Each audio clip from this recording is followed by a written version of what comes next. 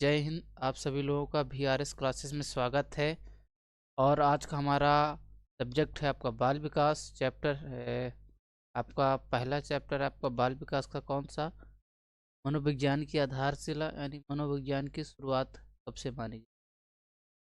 मनोवैज्ञानिक काल से पूर्व मनोविज्ञान को दर्शन शास्त्र का अंश माना जाता था। यानी मनोवैज्ञानिक काल से पूर्व आपका मनोविज्ञान को दर्शन शास्त्र का अंत माना जाता था। यानी क्या है दर्शन शास्त्र? यानी आप कौन? फिलोसफी। दर्शन शास्त्र को क्या बोलते हैं? फिलोसफी। फिलोसफी के अंतर्गत किसे पढ़ा जाता था? मनोविज्ञान को आपका पहले पढ़ा जाता था फिलोसफी के अंतर्गत। मनोविज्ञान की पहली प्रयोगशाला विलियम बुंट जी द्वारा कब खुली गई? 1879 में। याद रखिएगा क्योंकि यह इम्पोर्टेंट हो जाता है। मनोविज्ञान की पहली प्रयोगशाला इन्होंने खोली? विलियम बुंट जी द्वारा खोली गई। कब खोली गई? तो आपका 1879 में विलियम बुंट जी द्वारा मनोविज्ञान की पहली प्रयोगशाला खोली गई। 1879 के बाद मनोविज्ञान को एक नई पहचान मिली। याद रखिएगा थोड़ा सा, 1879 के बाद क्या है? मनोविज्ञान को एक पहचान मिली कि माल मनोविज्ञान की पहली प्रयोगशाला कब खोली गई थी? 1879 में विलियम बुंट जी। और आपका साइकोलॉजी शब्द, यहाँ से आपका क्वेश्चन आता है। साइकोलॉजी शब्द का प्रयोग सर्वप्रथम किन्होंने किया है? रूडोल्फ गोल्काई जी द्वारा किया गया। कब किया गया? 1590 में। उनकी पुस्तक किसमें? साइकोलॉजिया पुस्तक में आपका साइकोलॉजी शब्द का प्रयोग किया गया है। इनकी पुस्तक है आपकी रूडोल्फ गोल्काई जी की। तो याद रखिएगा साइकोलॉजी शब्द का सर्वप्रथम प्रयोग किन्होंने किया? रूडोल्फ गोल्काई जी। कब किया? 1590 में। उनकी बुक का क्या नाम है? साइकोलॉजिया। साइकोलॉजिया बुक में आपका साइकोलॉजी शब्द का प्रयोग किया गया था। आपका बुक से क्वेश्चन आ सकता है किस बुक में साइकोलॉजी शब्द का प्रयोग किया गया था और किस मनोवैज्ञानिक द्वारा यह बुक संबंधित। आप क्या लगाएंगे? रूडोल्फ गोल्काई और साइकोलॉजिया बुक। साइकोलॉजी के जनक आपके कौन है? अरस्तु जी। साइकोलॉजी के जनक किन्हें माना जाता था? आपको अरस्तु जी को साइकोलॉजी का जनक माना जाता था। साइकोलॉजी के जनक यानी अरस्तु जी के प्रयासों के द्वारा आपकी 16वीं शताब्दी के अंत तक आपके मनोविज्ञान को दर्शन शास्त्र का अलग कर दिया गया और इसे मनोविज्ञान पढ़ा जाने लगा। यानी अरस्तु जी के प्रयासों से मनोविज्ञान को दर्शन शास्त्र से अलग कर दिया गया और दर्शन शास्त्र को एक अलग सब्जेक्ट हो गई आपका, और मनोविज्ञान क्या हो गई? एक अलग सब्जेक्ट हो गई। इसलिए अरस्तु जी को क्या फादर ऑफ साइकोलॉजी कहा जाता है। इसको याद रखिएगा। मनोविज्ञान का जनक पूछेगा तो भी अरस्तु होंगे, फादर ऑफ साइकोलॉजी पूछेगा तो कौन होंगे? अरस्तु जी होंगे। आधुनिक मनोविज्ञान के जनक आपको कहेंगे तो कौन होंगे? आधुनिक मनोविज्ञान के जनक विलियम जेम्स जी। कौन होंगे? विलियम जेम्स जी होंगे आपके आधुनिक मनोविज्ञान के जनक होंगे। आधुनिक मनोविज्ञान के जनक कौन होंगे? विलियम जेम्स जी। इसमें थोड़ा आपको डाउट हो सकता है क्योंकि मनोविज्ञान के जनक अरस्तु और आधुनिक मनोविज्ञान के जनक विलियम जेम्स, इसको थोड़ा सा रिलेट करिए क्योंकि अगर मनोविज्ञान के जनक पूछेगा तो कौन लगाएंगे आप? अरस्तु। क्योंकि अरस्तु एक, अगर नाम अरस्तु आप लेते हैं, अगर बोलते उच्चारण करते तो एक मतलब एक पुराना नाम लगता है। वहीं अगर विलियम जेम्स अगर वो करते हैं तो आप एक आधुनिक नाम लगता है। इससे याद रखिएगा क्योंकि फादर ऑफ साइकोलॉजी भी अरस्तु यानी एक पुराना नाम है। मनोवैज्ञानिक के जनक कौन है? अरस्तु, ये भी। लेकिन आधुनिक मनोविज्ञान के जनक पूछेगा तो आप विलियम जेम्स लगाएंगे। देखिए आधुनिक जब विलियम जेम्स आप अगर जब नाम लेते हैं तो आप एक क्या है, मतलब आप नई जनरेशन के नाम अकॉर्डिंग चलता है तो आप विलियम जेम्स एक आधुनिक मनोविज्ञान के जनक हैं। ये छोटी सी आपकी मतलब याद करने का एक तरीका है। और जैसे भी मतलब आप पढ़ रहे हैं तो इसको एक दो बार जरूर बोलिए ताकि यह क्या है आपको माइंड में जल्द सेटअप हो जाए। अगर एक बार सेटअप हो गया तो ये आपको कभी नहीं बोलेगा। इसलिए आप बोल बोल कर एक दो बार जरूर बोल बोल कर आप पढ़िए। विलियम जेम्स जी को क्या है? आधुनिक मनोविज्ञान के जनक माना जाता है। अब शिक्षा मनोविज्ञान के जनक किन्हें माना जाता है? तो थॉर्नडाइक जी को आपका शिक्षा मनोविज्ञान का जनक माना जाता है। शिक्षा मनोविज्ञान का जनक किन्हें माना जाता है? थॉर्नडाइक जी को शिक्षा मनोविज्ञान का जनक माना जाता है। बाल मनोविज्ञान के जनक किसे माना जाता है? पेस्टोलॉजी। पेस्टोलॉजी महोदय जी को बाल मनोविज्ञान का जनक माना जाता है आपका। और प्रयोगात्मक मनोविज्ञान का जनक किसे माना जाता है? तो विलियम वुंट जी को प्रयोगात्मक मनोविज्ञान का जनक माना जाता है। यहाँ से आपका एक क्वेश्चन बनता है, तो आप लोग इसको याद रखिएगा। फादर ऑफ साइकोलॉजी या मनोविज्ञान का जनक पूछेगा तो अरस्तु लगाएंगे। आधुनिक मनोविज्ञान का जनक पूछेंगे तो आप विलियम जेम्स लगाएंगे। शिक्षा मनोविज्ञान के जनक पूछेंगे तो थॉर्नडाइक लगाएंगे। बाल मनोविज्ञान के जनक पूछेंगे तो पेस्टोलॉजी लगाएंगे। प्रयोगात्मक मनोविज्ञान के जनक पूछते हैं तो आप क्या लगाएंगे? प्रयोगात्मक मनोविज्ञान के जनक पूछते हैं तो आप विलियम वुंट लगाएंगे। कौन से मनोवैज्ञानिक हो जाएंगे? विलियम वुंट जी। अब देख लेते हैं आपका आगे साइकोलॉजी। साइकोलॉजी शब्द की उत्पत्ति की बात करें तो साइकोलॉजी शब्द की उत्पत्ति किससे हुई? यूनानी भाषा के ग्रीक शब्द से। यूनानी भाषा के ग्रीक शब्द से आपके साइकोलॉजी शब्द की उत्पत्ति हुई है। ग्रीक भाषा, इसे यूनानी यूनानी बोल सकते हैं और ग्रीक भी बोल सकते हैं, तो इसको याद रखिएगा। साइकोलॉजी शब्द की उत्पत्ति किस भाषा से हुई है? यूनानी या ग्रीक भाषा से। ग्रीक भाषा के दो शब्द कौन से हैं? दो शब्द कौन से हैं? Psycho plus logos. कौन से दो शब्द हैं आपके? Psycho plus logos. इन दो शब्दों से मिलकर आपका कौन सी साइकोलॉजी बना है? भाषा कौन सी आपकी? यूनानी भाषा या ग्रीक भाषा। साइको, इसका अर्थ पूछेगा तो साइको का अर्थ होता है क्या? आत्मा। लोगोस का अर्थ होता है क्या? अध्ययन, यानी आत्मा का अध्ययन। तो आप साइकोलॉजी शब्द कहाँ? यूनान या ग्रीक भाषा से।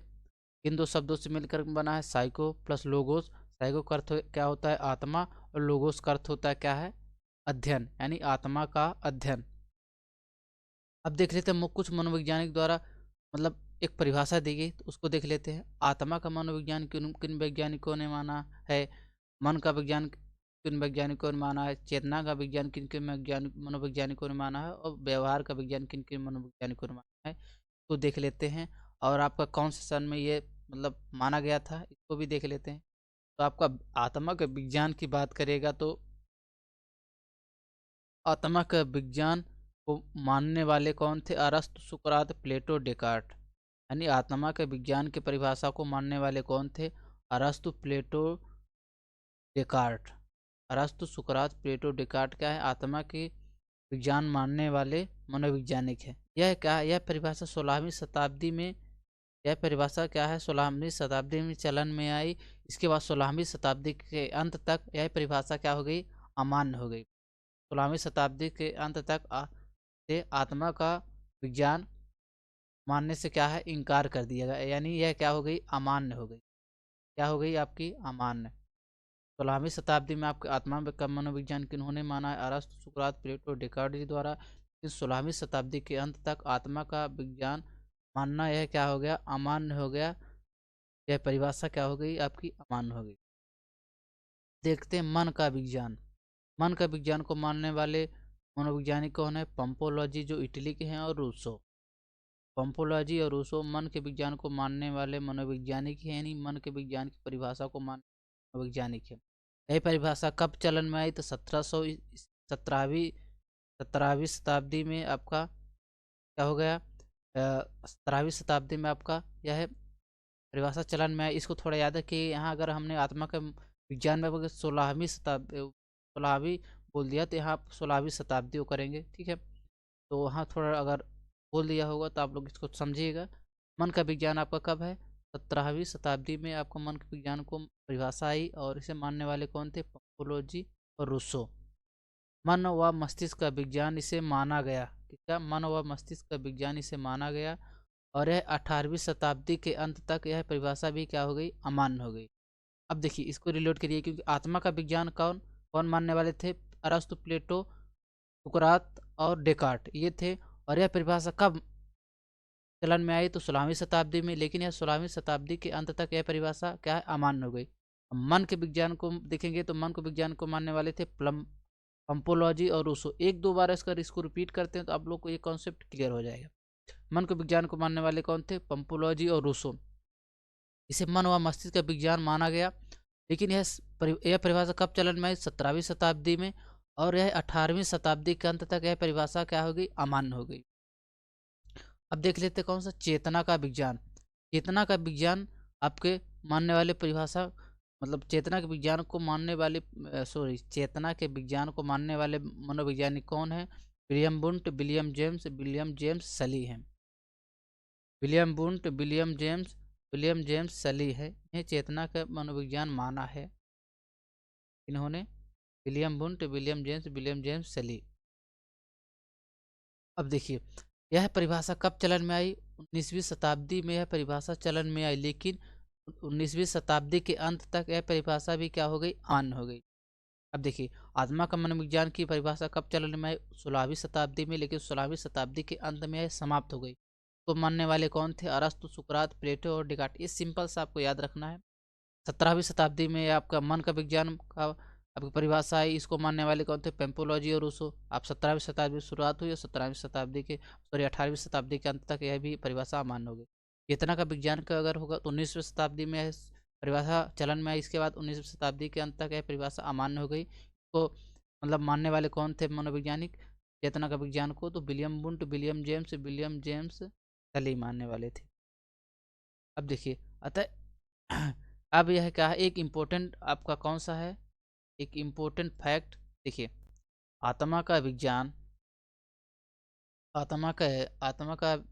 चेतना का मनोविज्ञान माना, ठीक है। चेतना का मनोविज्ञान आपका माना किन्होंने? इन्होंने आपका चेतना के विलियम मैकडूगल जी द्वारा इसको थोड़ा सा मिटा लेते हैं, डाउट हो यहाँ मतलब कुछ। विलियम मैकडूगल जी ने अपनी पुस्तक आउटलाइन ऑफ साइकोलॉजी के पृष्ठ नंबर 16 में चेतना शब्द की निंदा की है। ये आपका इम्पोर्टेंट हो जाता है, तो आप क्या लगाएंगे? देखिए विलियम मैकडूगल जी द्वारा अपनी पुस्तक, कौन सी पुस्तक है आपका? आउटलाइन ऑफ साइकोलॉजी में आपके पृष्ठ नंबर 16 में चेतना शब्द की निंदा की है। यहाँ से क्वेश्चन आ सकता है। देखिए आपकी एक पुस्तक कौन सी हो गई? रुडोल्फ गोलकाई जी की एक पुस्तक हो गई आपकी, कौन सी? साइकोलॉजिया। कौन सी पुस्तक हो गई? साइकोलॉजिया, जिन्होंने उस पुस्तक में आपका साइकोलॉजी शब्द का प्रयोग किया है। लेकिन आपकी विलियम मैकडूगल की बुक कौन सी हो गई आपका? आउटलाइन ऑफ साइकोलॉजी, जिन्होंने आउटलाइन ऑफ साइकोलॉजी में विलियम मैकडूगल जी ने पृष्ठ नंबर 16 में चेतना शब्द की निंदा की है। ये थोड़ा इंपॉर्टेंट हो जाता है बुक वाला, क्योंकि बुक से एक नंबर का क्वेश्चन जरूर आता है, तो इसको याद रखिएगा। आपका साइकोलॉजी पूछेगा तो रुडोल्फ गोल का है, और अगर आउटलाइन ऑफ साइकोलॉजी पूछेगा तो विलियम मैकडूगल आप लगाएंगे। ये हो गया। अब देख लेते हैं आगे। अब हमने देख लिया 19वीं शताब्दी तक, अब देख लेते हैं 20वीं शताब्दी। व्यवहार का विज्ञान 20वीं शताब्दी में माना गया। वर्सन, वुडवर्थ, स्किनर, थॉर्नडाइक और विलियम मैकडूगल, ये क्या है? व्यवहार के मनोविज्ञान को मानने वाले मनोवैज्ञानिक हैं। यह परिभाषा अभी तक चल रही है। व्यवहार का विज्ञान क्या है माना जा रहा है अभी तक, अभी वर्तमान में यह परिभाषा ही चल रही। कौन सी? व्यवहार का विज्ञान। इसको मानने वाले कौन से हैं? वाटसन, वुडवर्थ, स्किनर, थॉर्नडाइक और मैकडूगल। यह परिभाषा कब से चलन में आई? तो 20वीं शताब्दी में आप करेंगे चलन में आई थी। चलिए अब देख लेते हैं मनोविज्ञान की विश्व की पहली प्रयोगशाला आपकी किन्होंने खोली है? तो विलियम बुंट जी द्वारा खोली गई। कब खोली गई? 1879 में। और कहाँ खोली गई? तो जर्मनी के लिप्जिंग शहर में। यहाँ से आपका क्वेश्चन आता है, जैसे कि आप देख ले रहे हैं, विलियम बुंट जी ने मनोविज्ञान की विश्व की पहली प्रयोगशाला, देखिए विश्व की पहली प्रयोगशाला आपका विलियम बुंट जी द्वारा 1879 में खोली गई। कहाँ? जर्मनी के लिप्जिंग शहर, जिसे वर्तमान में कार्ल मार्क्स विश्वविद्यालय के नाम से जाना जाता है। कार्ल मार्क्स विश्वविद्यालय के नाम से जाना जाता है किसे? आपका जर्मनी के जो विलियम बुंट जी द्वारा जो खोली गई आपकी कौन सी प्रयोगशाला? लिप्जिंग शहर में जो खोली गई थी, उसे वर्तमान में किस नाम से जाना जाता है? कार्ल मार्क्स विद्यालय के नाम से जाना जाता है। अगर पूछ देगा मनोविज्ञान की विश्व की पहली प्रयोगशाला कौन सी, किस वैज्ञानिक ने खोली थी, तो विलियम बुंट हो जाएंगे। कब खोली थी? 1879 में जर्मनी के लिप्जिंग शहर में। तो वर्तमान में क्या कहा जाता है? कार्ल मार्क्स विश्वविद्यालय कहा जाता है। इन्हें प्रायोगिक मनोविज्ञान का जनक भी कहा जाता है। ये इंपॉर्टेंट हो जाता है। प्रायोगिक मनोविज्ञान का जनक किसे कहा जाता है? तो विलियम बुंट जी को प्रायोगिक मनोविज्ञान का जनक कहा जाता है। इसको याद रखिएगा, विलियम बुंट जी को क्या आपका प्रायोगिक मनोविज्ञान का जनक कहा जाता है? किसे? विलियम वुंट जी को। अब देख लेते हैं, अभी हमने देख लिया विश्व में, अब देख लेते हैं अपने भारत में सबसे पहली मनोविज्ञान प्रयोगशाला कहाँ खोली। सबसे पहली मनोविज्ञान प्रयोगशाला आपकी कहाँ खोली गई, देख लेते हैं। आपका इंडिया में पहली मनोवैज्ञानिक प्रयोगशाला आपकी कहाँ खोली गई, कोलकाता विद्यालय में। इनके द्वारा खोली गई, एस एन सेन गुप्ता यानी नरेंद्र नाथ सेन गुप्ता जी द्वारा खोली गई। कब खोली गई, तो 1915-16 में। देखिए, इंडिया की पहली मनोविज्ञान प्रयोगशाला एस एन सेन गुप्ता, इनका पूरा नाम आप लिख लीजिए, नरेंद्र नाथ सेन गुप्ता द्वारा 1915-16 में कलकत्ता विश्वविद्यालय में खोली गई। ये आपका इम्पोर्टेंट हो जाता है, इसमें से 1 नंबर का आपको एमपीटीटी में क्वेश्चन आना तय है, तो आप इसको जरूर याद रखिए। इंडिया की पहली मनोविज्ञान प्रयोगशाला पूछेगा तो एस एन सेन गुप्ता आप लगाएंगे, और कब अगर पूछेगा कब खोली गई थी तो 1915-16 में। स्थान पूछेगा तो कोलकाता विश्वविद्यालय, कौन सा, कलकत्ता विश्वविद्यालय में खोली गई। अमेरिका में प्रथम मनोविज्ञान प्रयोगशाला किसने खोली, तो स्टेने हॉल जी द्वारा अमेरिका में प्रथम मनोविज्ञान प्रयोगशाला खोली गई थी। 3 प्रयोगशाला याद रखिएगा। विश्व में सबसे पहले प्रयोगशाला किन्होंने खोली, विलियम, इन्होंने खोली है आपका विलियम वुंट जी ने खोली है। कब खोली है, 1879 में। कहाँ खोली है, तो जर्मनी के लिप्जिंग शहर में। और इसको वर्तमान में किस नाम से जाना जाता है, तो कार्ल मार्क्स विश्वविद्यालय के नाम से जाना जाता है। विलियम वुंट जी को प्रायोगिक मनोविज्ञान का जनक कहा जाता है, याद रखिएगा आप। और इंडिया की पहली मनोवैज्ञानिक प्रयोगशाला पूछेगा तो आप क्या लगाएंगे, एस एन सेन गुप्ता यानी नरेंद्र नाथ सेन गुप्ता। कभी कभी इसका पूरा नाम आपको आ जाता है, तो इसको जरूर आप लोग एक कॉपी में नोट कर लीजिएगा। एस एन सेन का पूरा नाम आपका क्या हो जाता है, नरेंद्र नाथ सेन गुप्ता। उन्होंने 1915-16 में कलकत्ता विश्वविद्यालय में का मनोविज्ञान की पहली प्रयोगशाला खोली। अमेरिका में प्रथम मनोविज्ञान प्रयोगशाला किन्होंने खोली, स्टेने हॉल जी ने खोली अमेरिका में प्रथम मनोविज्ञान प्रयोगशाला। अगर आपको ये वीडियो अच्छा लगा हो और जो भी एमपीटीटी की तैयारी करने वाले हैं वो जरूर जुड़िए, क्योंकि यहाँ इस चैनल में आप लोग को फ्री में कंटेंट हर एक पीडीएफ भी दिया जाएगा, और सभी सब्जेक्ट आपका एमपीटीटी रिलेटेड सभी सब्जेक्ट आपको पढ़ाया जाएगा एकदम बेहतरीन। अगर आपको अच्छा लगता है तो लाइक सब्सक्राइब शेयर करिए। अगर आपको नोट्स वगैरह चाहिए तो टेलीग्राम में आपका VRS क्लासेस सीधी सर्च करेंगे तो आपको में जुड़ जाइए। आपको नोट्स हर एक एमपीटीटी में जितने भी आपके नोट्स हैं, आपके सभी सब्जेक्ट नोट्स फ्री में मिलेगी। अगर फेसबुक पे में जुड़ना चाहते हैं तो VRS क्लासेस सीधी लिखिए और फेसबुक पेज में जुड़ जाइए, क्योंकि वहाँ भी आपके फ्री में आपके नोट्स डाली जाती हैं, तो आप ज़रूर जुड़िए। अगर वीडियो अच्छा लगा हो तो लाइक सब्सक्राइब शेयर करिए। आप लोगों का बहुत बहुत धन्यवाद।